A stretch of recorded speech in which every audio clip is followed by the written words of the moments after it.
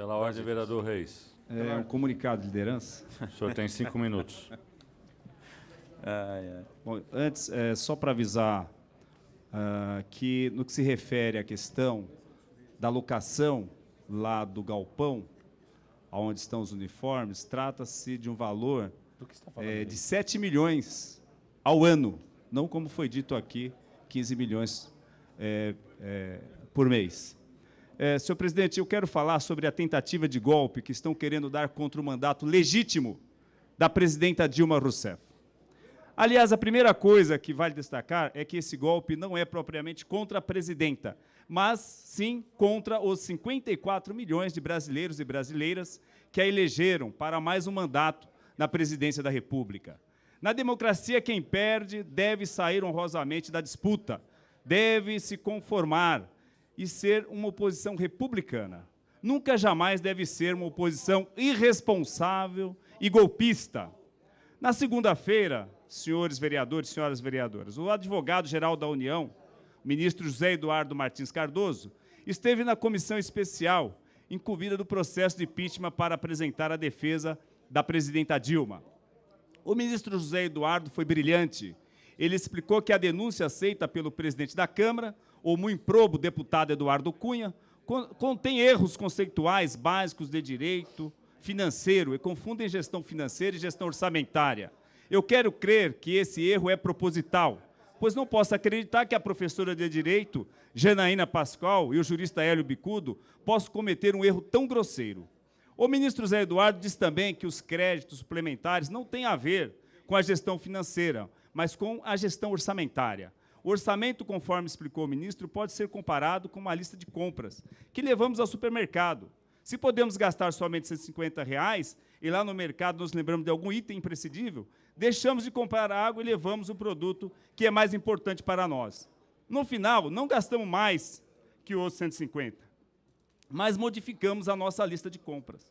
Portanto, algo que é simples, gestão orçamentária, não pode servir para condenar alguém e retirá-lo de um mandato sufragado por 54 milhões de brasileiros e brasileiras. Somente esse simples exemplo, dado pelo ministro, já foi suficiente para desmontar os argumentos daqueles que desejam afastar a presidenta Dilma.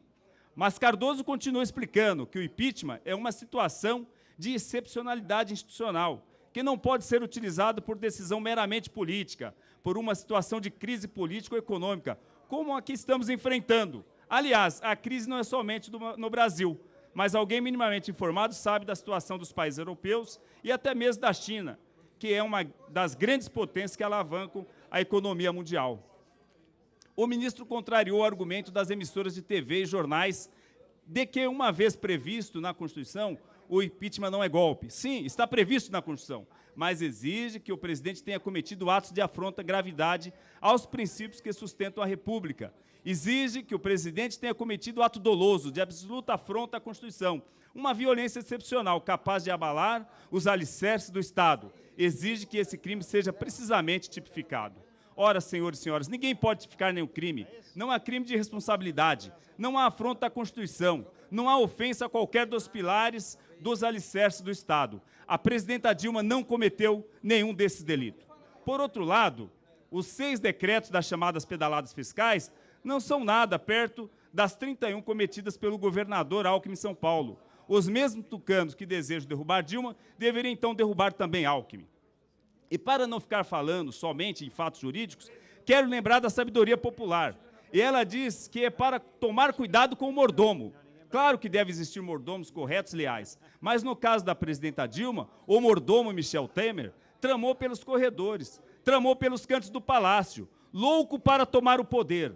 Ele subestimou a capacidade de reação da democracia, confiou demais em seu poder de convencimento dentro do seu partido, achou que iria influenciar os outros partidos políticos e se juntou às mais problemáticas figuras da vida política nacional. Gente que já foi citada inúmeras vezes em diferentes investigações por condutas reprováveis e criminosas.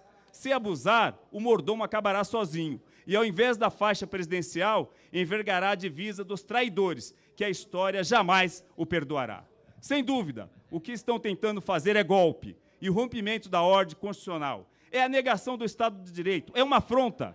e aqueles que desejam derrubar a presidenta sem qualquer argumento plausível. É que são criminosos, são golpistas, mas nós, todos nós que militamos por uma nação democrática, desenvolvida, que ofereça condições iguais para todos os brasileiros, estaremos nas ruas, no Congresso Nacional, nas universidades, nas residências, nas ruas, lutando e afirmando a todos, não vai ter golpe!